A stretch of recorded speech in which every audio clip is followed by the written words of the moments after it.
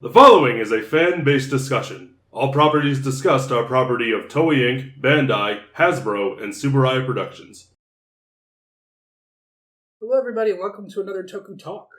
Well, Tokutalk / Toku review. yeah, this is a Garo in review, which is sort of like a decade in review, but everything.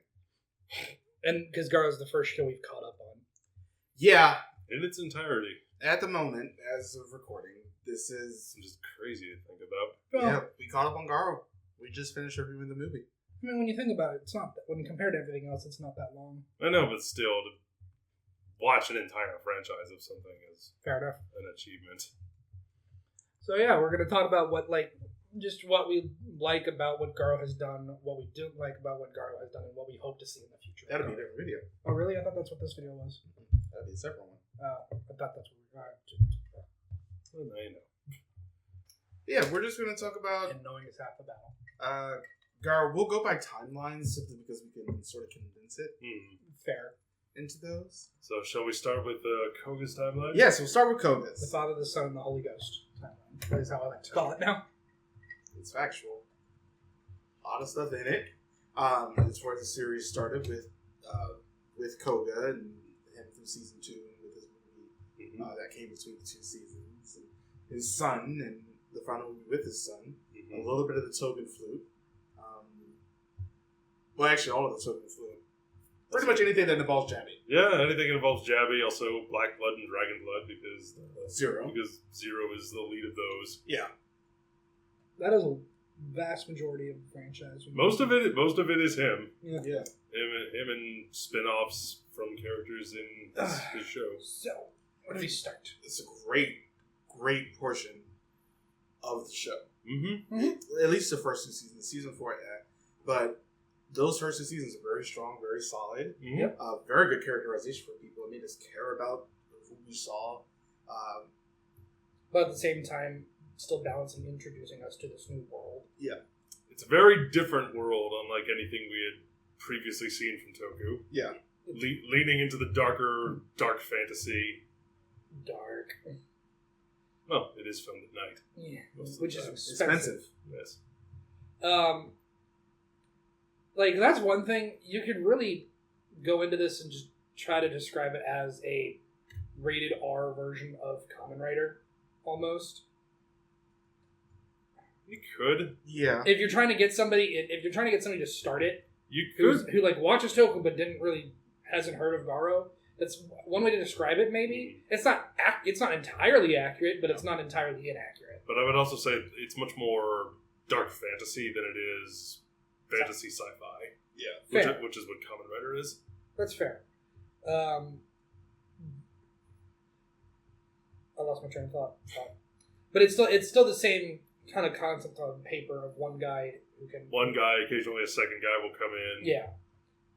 We fight one monster at a time, not hordes of minions. But Until the end, yeah. but different mechanics, like how when we started off we had a time limit that they were in the suit. And more often than not, it ends with giant boob lady. Yeah, giant city destroying naked lady clutching a sword is usually the final boss. Yeah, that's pretty much par for the course for Garo. No idea why. It just always ends up being a thing. You're just in there like, huh? It also has a good way of Because constantly... they don't know how else to end it. It almost feels like somebody in the office said, "I don't know, this. I feel like kids could watch this." Fuck you, naked lady. No kids. To be fair, naked lady just happens a lot throughout this show. I It know. isn't just in the final. Not a lot, but it happens. But yeah, I think the fact that And a creepy white guy does happen a lot throughout the series. Usually played by the same guy. Yeah.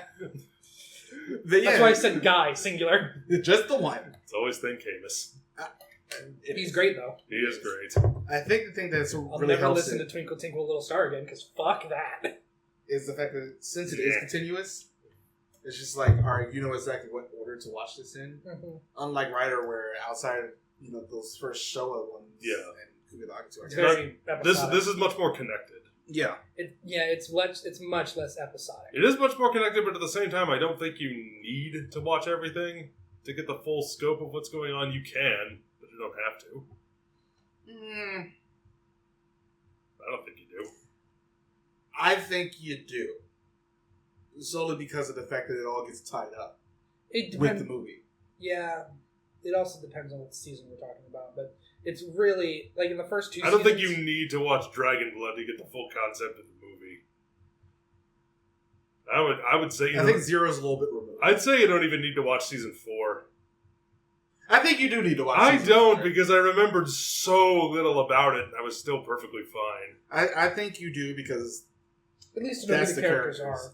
So you don't just wonder who the hell is this other guy that just shows up and apparently it's Makai Knight. I just saw Mikira Major. What the That's hell? what Wikipedia's for. It's better to actually witness it than read it. You don't have to. I feel like You I don't. don't No, think you you don't do. have. It's not about whether it. You don't technically. You don't have to. You could just Google everything, but that's not as. entertaining. It's not as entertaining, and it's not as. It's a little more jarring to The- have to pause. Who dat? But again, Yeah. you don't have to do. I feel like they give you enough context. You don't have to Google everything. It's like, oh, I know. In context, I know. Oh, that's another knight. They know who he is. They're allies. I don't need. You don't need to know. At least I don't think you do. Because I'm going to be honest. I didn't remember who that character was. I watched season 4. I don't remember most of it, and I still understood pretty much everything that was going on. I still think you do, especially when you have something like that movie that happened between season 1 and 2 that really ties things together. I Spans think another thing is relationships. it depends on what movie we're talking about. Yeah, I was talking about Moonbow Traveler. I was talking about the one that happens in the middle between 1 and 2, and a little bit of 4, season 4's movie. But yeah, it's a very good time. I don't think it got weaker. The longer the story went along, I think it got weaker. The longer the series I went think on, the I got weaker. I think the first season is the strongest one. Yeah, The second season's all right, and then the fourth season is just completely unmemorable. There's nothing worth and mentioning about it. the 2-0 series is like the first one's good, the second one, Black Blood, I really liked. yeah, Black Blood was good. Dragon Dragon Blood was awful. it was If only not great. it doesn't help that the actress who was the female lead in that series was like the worst actress ever. Which is weird. She was 'cause I think so bad. I think she filmed Tokyo after. Probably. Yeah. I hope she Took got notes. I guess she got some acting lessons in between. Don't do this. Really? Because I don't remember her from Tokyo either. Who was she in Tokyo? Yellow.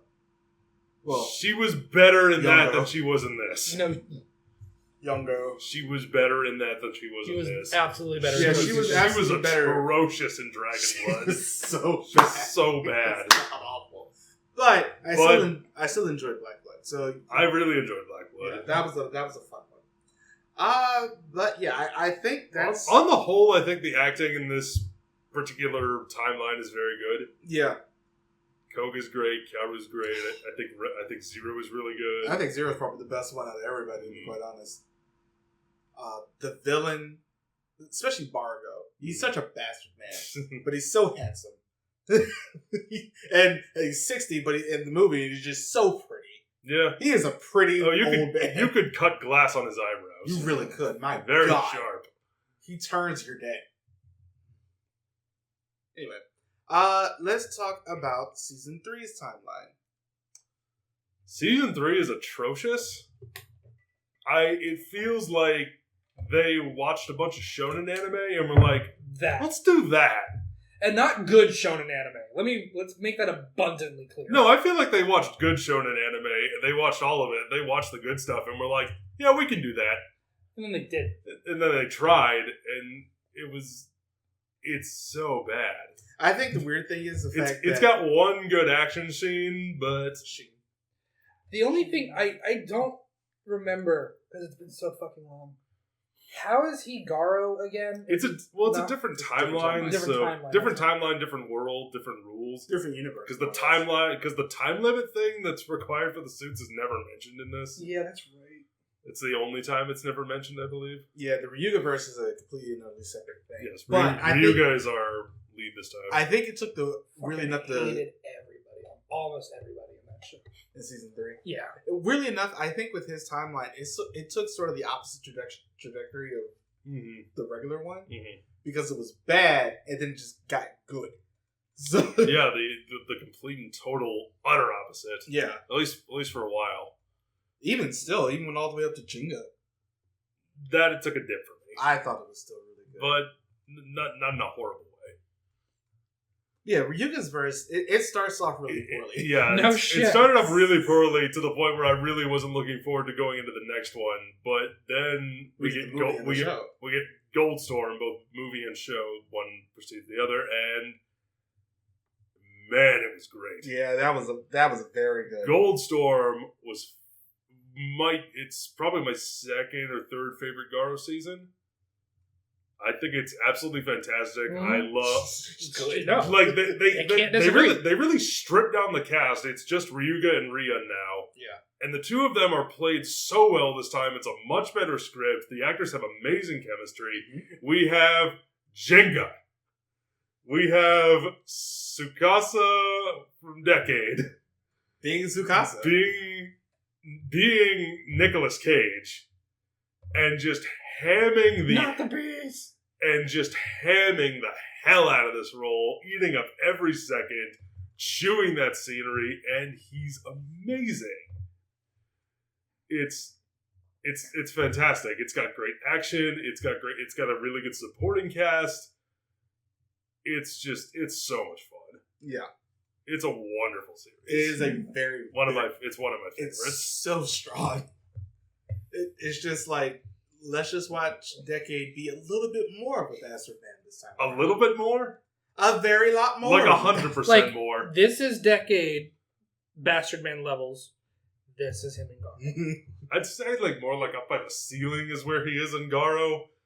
Just because of how much he's relishing it. But I love that there's layers to him. Yeah. They give him and his wife a backstory. And it's a good one. Have layers. And they expand upon it. They expand upon it in Jenga. And his movie. And because Jenga is where this timeline is currently ended. Yes. And it ends with Darkest Timeline. I was not a fan of Jenga Fang of God until the end. Because it's like, oh, Jenga, but he's good now? This isn't very fun. See, But then the ending happens. I think the thing that really sets it up for me is the fact that the old bad Jenga was never gone. Like, he ends up killing the other McConaughey. Well, that's the thing. It's At the end of the show, we find out, it's like the real him, so to speak, has been under the surface this whole time, just biding his time and waiting for the right moment. But he still came out. Yeah, I know, but he still came out and he just proceeded to wreck shop and everyone died. Yeah, everybody died at the end of the Everyone dies at the end. All our supporting cast is dead. All the people who we thought were saved are dead. Their friends are all dead. It is Darkest Timeline, and I really am curious to see where they go next. Yeah, it's going to be a very interesting one.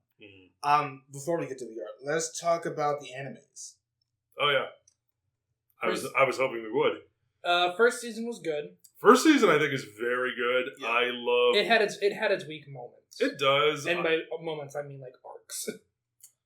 I don't think it's so much arcs as it is just some episodes aren't very strong. Yeah, but it's not the second season. I think it takes a dip after the first half. The first 12 episodes, I think, are where it's the strongest. Yeah, I can get that. But I love the way they build up on. They take their tropes. We have the prince that was promised, and we have the young rogue. We have the bastard man father, who's a bit of a lech, and I love the setting. I love that it's like dark fantasy with religious persecution. Yeah, and I love that our knights are fighting against the darkness. There's some great monster designs in this show. Yeah, once they took it to anime, I was like, I know exactly where more or less they're going to go with the monsters. Mm-hmm. They can just do what they want now. Yeah, and even with the designs of the knight armor itself, they're much more distinct from each other. Mm-hmm. They're much more fluid in their motion, and Garo itself gets a whole new fighting style because of the rings. Like the first time the cousin takes over the armor and it has like the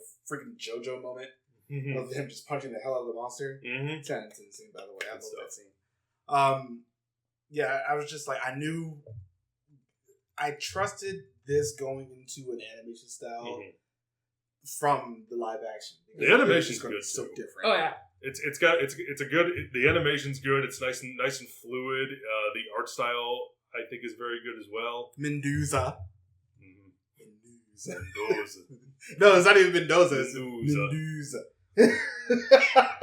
I don't think that's how you say it. No, it's not. But I'm talking to Japan in this case. They knew where to use the emphasis. CGI, and they knew where to use, hand-drawn animation. Yeah. It's all done very well. It's all done very well. And then we get to season 2, and it's like, and then like, look at all those things we did.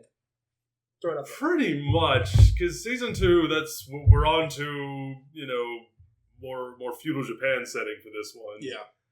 And you have a lot of good setup here for some political intrigue and whatnot, but they don't do anything with it. I don't like any of the characters. Yeah, the animation's not as good. It's very flat. It's also weirdly gritty, but not in a good way. It's like I would not call this show gritty. I'm talking about the filter that they put over the armor and stuff looks like it has grit on it. I don't like that. It's like film grain. Yeah. It's like film grain where film grain shouldn't have existed, and just the backgrounds and the way everything looks is just so flat and uninteresting. It's like sandpaper. I think what they were trying to do. I think what they were trying to do was they were trying to mimic ink paintings. Yeah, they were trying to mimic those landscape paintings you see from old Japanese art. I think that's what they were trying to go for because it is because a lot of them it is it's more minimalistic. You have just the building, a building or a person. Yeah, some some wildlife, and then you have all the starch beige background is usually what we're set up against. And I think that's what they were going for, but it just doesn't work. Not for an animation. No. At least not like this. It can work, but in this case it does not. Not like this. Not like this. Yeah. Season 3 though. And then we get to Vanishing Line, and we're now in the modern age. Which is honestly, it was nice to see Garo back in the modern age. Back in the modern age, but in a more, but still with light science fiction elements. Yeah. Plus, have a bike this time instead of a horse. Yeah, that's awesome. It worked. That was cool. And we get what I think is one of our best Garo protagonists ever in Sword. Sword's great. Sword is a fantastic character. I love him. I love Sophie. I love all the supporting cast. Yeah, the characters were done. I think everyone gets their due. It's a strong script. We got something that we don't see a lot of because it is a Japanese production, but good racial representation. Yeah. Especially, characters like the fire chief and whatnot. And yeah, that episode was really sad. That episode was sad, but it was so good. Yeah. Anyway. Great monsters, great action. Wasn't a fan of the ending, but it wasn't enough to sour my opinion on the show as a whole. I think really enough the ending is we have a possible setup for another season and we don't do that. I know there is set up for another season, and I would like to see them do that, but yeah, if this is where it stops, if this is where Sword's adventures end, I'm okay with it. I think the thing that sort of sets it apart is just Sword somewhere else, but it turned because it seems like any other anime would end up doing that. We're just he's off doing his thing now. So no, he's in the bathroom. He was in the bathroom taking a dump because they made him eat something weird. Yeah, they made him eat something terrible, and that's when you're that's Sword, and I love Sword. I love Sword. Sad the same character. Love him. Think that saved lives. Oh yes. VR. VR. This is all him. AKA the most exciting and refreshing thing to happen in Toku narrative in decades. I adore this show. I love everything about it. It's one of the greatest shows I've ever seen in terms of Toku and maybe even ever, who knows. But I love this show. It has great characters. It's got great stakes. It has a wonderful villain. It is not afraid to go as dark as it wants, and when it does, you feel the impact because it's got a strong script and great characters.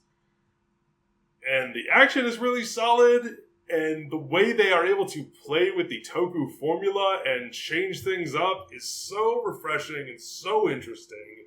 And I love everything about it. It is a very good show. It is one of the best. And I love it. Whatever they end up doing next. Whatever they end up doing next. I think that was legitimately the last thing the VR came out. Yeah, VR and then Moonbow. Yeah, that was last year. Yep. But yeah, it's a quick 12 episodes, and in those 12 episodes, you get a complete package. It's all the great story and the characters and just the way they give everyone something to do and the way they mix up motivations, it's great. What else can I say that I haven't already said in the review? It's just really good. It is. Mm-hmm. Garo as a whole has been, pretty on the positive side. As a whole, you had a couple of duds. I wouldn't say as a whole. I would say the majority of it.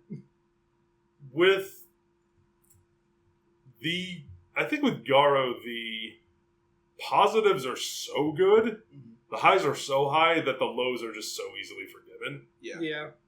Like season 3, seasons 1 and 3 of the anime are so good. Who cares if season 2 is bad?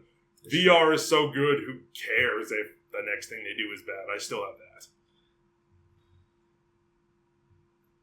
Yes, Red Requiem was terrible, but who cares? I think the thing that sort of helps that is the fact because there are other great movies you can watch in this series. That the anime is sort of loosely connected, where everything else has a bit more of a stronger connection. It's like one of the villain at the end of 3 was present in seasons 1 and 2. So, but we'll see what happens next. So we will eventually. We'll talk about that in the video. Yes, we will. Let us know what you think about Garo as a whole. In the comments down below. Yes. Follow us on all the things. Or the comments up above if they moved it. That would be interesting. Please no. Just gotta scroll through all the comments before you can watch the video. No. But yeah, join us on all the things. Or no comments if they remove them. And we'll see you next time. Bye, everybody. Bye. Thank you for watching.